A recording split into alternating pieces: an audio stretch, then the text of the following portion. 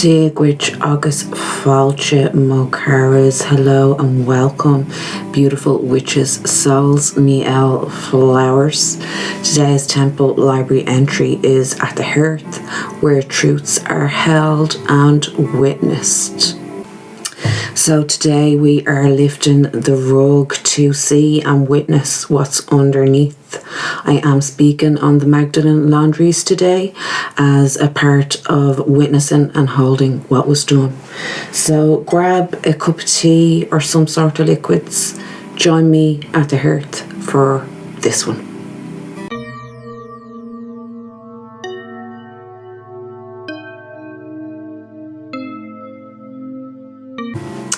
So I do have some notes, not even anchor points. I have notes for this one, beautiful witches. It won't make a difference if you're listening to the podcast, but if you're watching the video, I need notes for this one.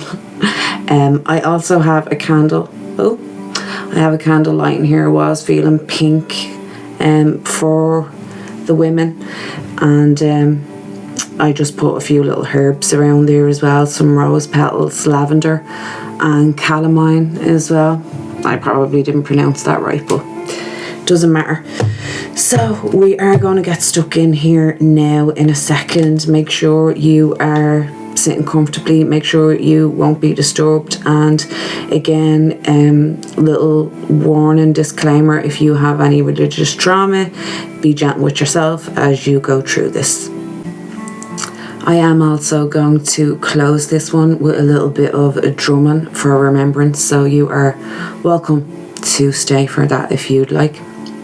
So another few of the reasons why I am doing this is to keep the memory and the voices of those affected alive, not allowing it to be forgotten or pushed aside. It is also a big part of a wider ancestral and cultural healing, and there are also personal layers that connect me to this, which I will speak more on in a future video, future temple library entry. But for now, we're sticking with witnessing and holding space for what was. So I suppose this starts with a question, because if you're not from Ireland, even the north part of Ireland wasn't really aware of this, and it was hid and kept away for a long time in Ireland. So we're starting this off with a question of what were the Magdalene Laundries. And again, I have spoke on this before, but I am going a bit more in depth now today. So they started in the late 1800s, originally intended for what was referred to as fallen women. A term used at the time for women involved in prostitution or immoral, I don't know what the other word you want to say, but you get me drift. So but over time that did change. So by the 1900s, the Magdalene Laundries were filled with women and girls who were not prostitutes. Some were victims of rape or incest.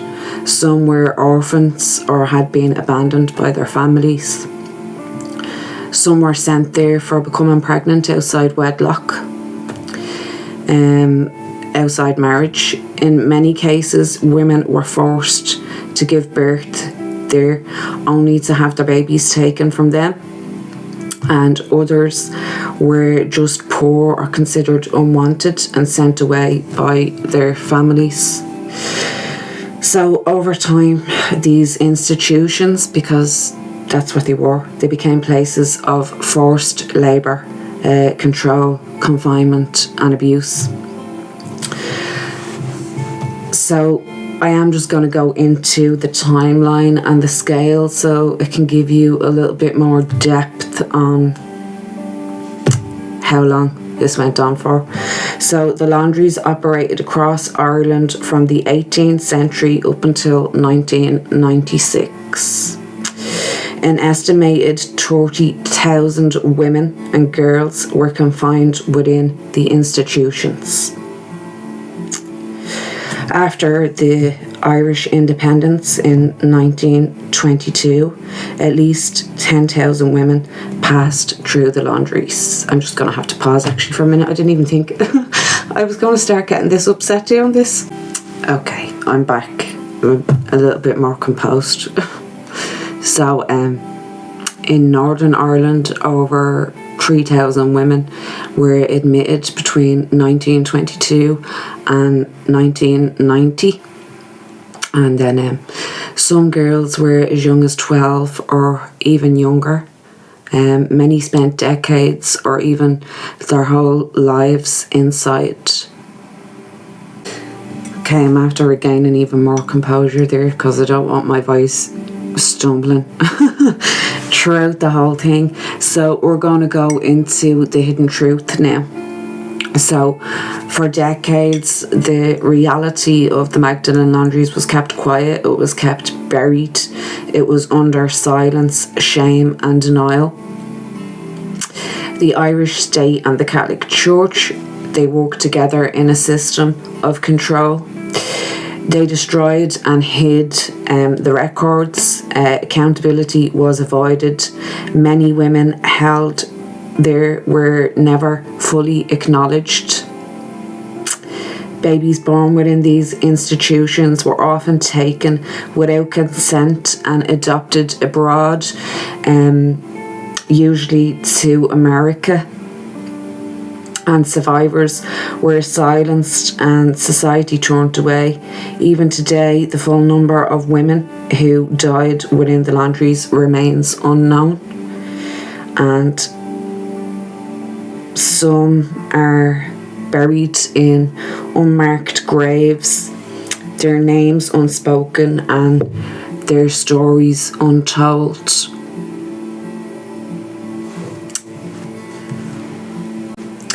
So I do want to move on and just share a quick little picture there of a protest that I attended there in 2018,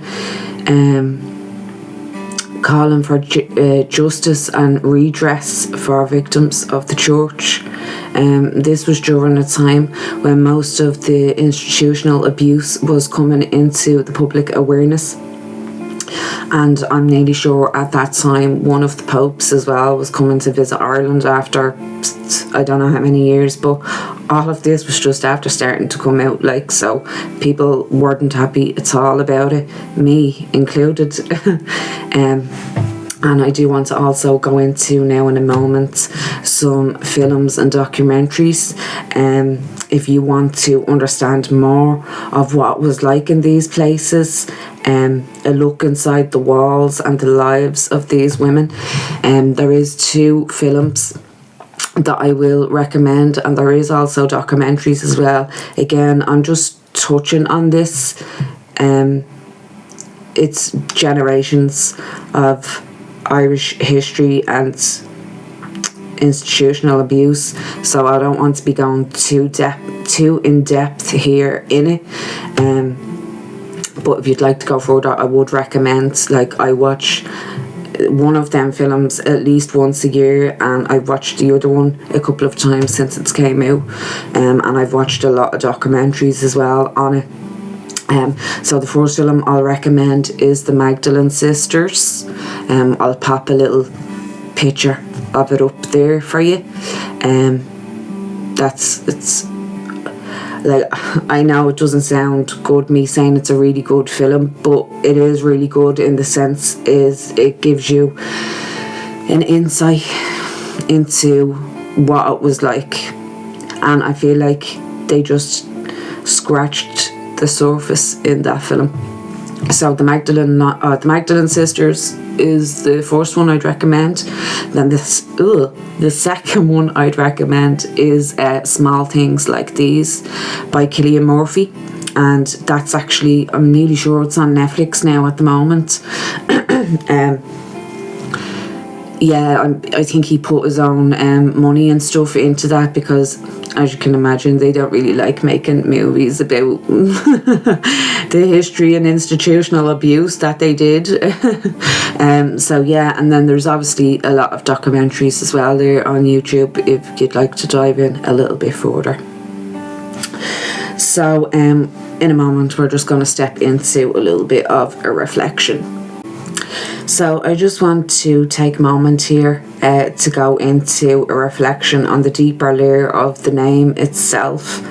Mary Magdalene has long been linked with shame and sin, but the narrative was shaped and used in ways that justified control over women, repenting and atoning for their so-called sins.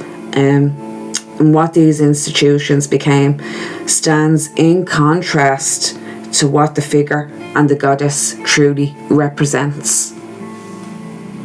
So I'm going to do a little bit of a closing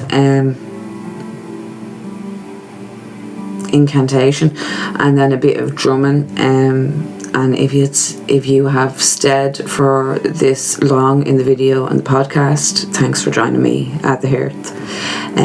So as we close, I want to hold a moment of remembrance.